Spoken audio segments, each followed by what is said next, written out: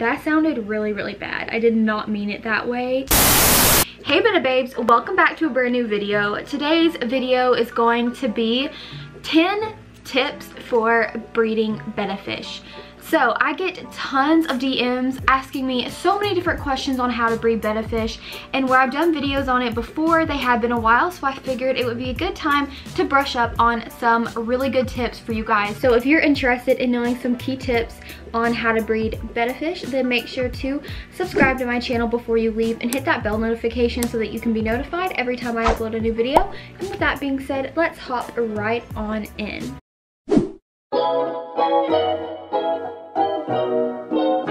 Alright you guys, so like I said, I'm going to be doing 10 tips today for helping with breeding betta fish. So the very first tip is going to be to make sure you have enough time, okay? So this is extremely, extremely important. You need to sit down and you need to think about how much time you have in a day, if you have a full-time job, part-time job, if you go to school, like what you're doing, because the amount of time that it takes to breed betta fish, it takes up a lot of time out of your day. And sometimes it can be like a split moment where you're not like an emergency per se, but like where you're gonna have to attend to them in like a quick second, or maybe you didn't think you were gonna have to, but then you have to. So not only do you have to have a lot of time in general, there may be like an emergency where you have to attend to them right away. So if you have like a lot of prior engagements, such as a full-time job, part-time job, going to school, sports, whatever, then like maybe it's not for you right now. You may need to wait till you have a little bit more time to do so. And so number two, that comes to money. Breeding bettas is not, it's not cheap, y'all. You have to have a lot of different stuff. Like I said, I have made videos before, really in-depth video. I think I did a 3-part series on how to breed betta fish, so definitely go to those and refer back if you want a lot of really in-depth information. But you do have to have a good amount of money. Breeding bettas is not cheap, from the supplies to the bettas themselves to the upkeep of taking care of the bettas till it's time to ship them out. All the money you have to pay for food, the money you have to pay to ship them. There are a lot of things that go into breeding a betta fish, and they do not run cheap. Heaters aren't cheap, like the heaters aren't cheap, like none of it is cheap. You're definitely gonna have to set a budget and make sure you have the money. So if you're super young and you don't have a job, make sure your parent will help you and that you are gonna have a way to find out how to get that money. So number 3 is going to be space. Breeding bettas takes up a lot of space. So if you watch my videos, then you'll probably know I do this at my parents' house. They actually have a spare room. So like the room that I do it in, they turned a garage into just a spare room slash laundry room situation, and that's where I do all my stuff at, because it's just a easy space to do it at, that if something gets a little dirty, a little rough, it's okay because it's just a spare room. And it takes up both of those rooms. So I have my breeding tank out in the actual like den area, and then the laundry room is where all of my different jars are set up for the grow out. So spaced out in 2 different rooms, I have all of my stuff.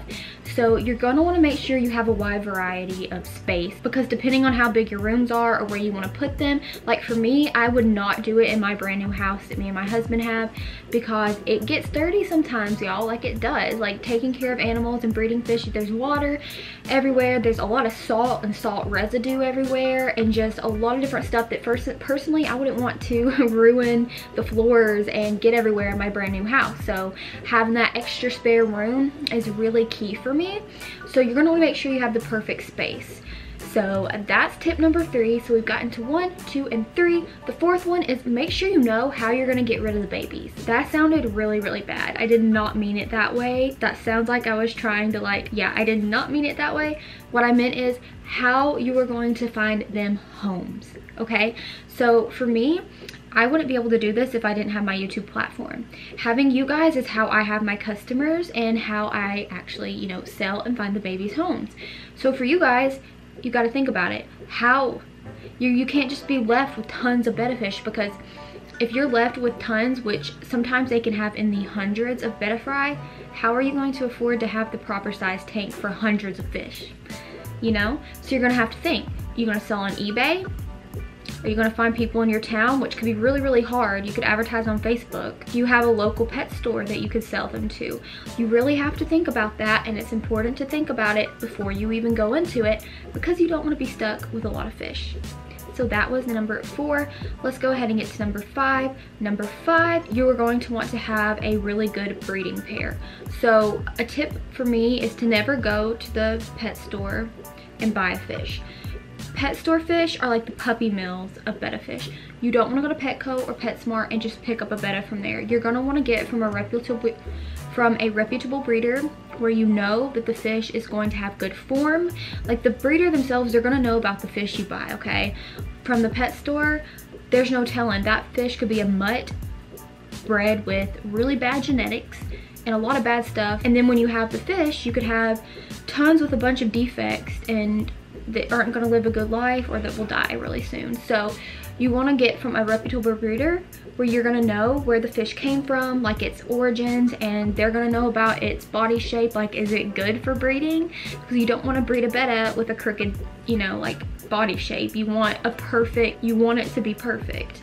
So that's a really important tip. Go to a breeder. Do not just get from a chain pet store. So that was number 5. Let's go to number 6. Really something that is extremely important is making sure you have a really good heater that can be set to the proper temperature, because with the growth of Bettas, it's really important that temperature is set right, or that's really gonna affect badly and negatively how your Betta fish grow when they're born. For me, I have an adjustable heater, so I can set it to 85 degrees, which is really important because they like it hot. These are tropical fish. So number 6, make sure you have a good heater that you can adjust the temperature to make sure it is warm enough. Number 7, the tip that I want to give is to make sure that you have brine shrimp hatcheries. I do have videos up on how to do brine shrimp hatcheries, but Betta fish, their natural instinct is to hunt.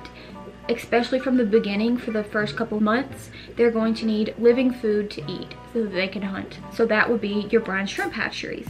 That is a must-have. There is no getting around it. You have to have the live food, or your fish is just gonna die. It's not gonna know how to eat. It's not gonna know that pellet is food, if you get what I'm saying. So anyway, that's number 8. Number 9, the tip would be to do very frequent water changes every day to every other day.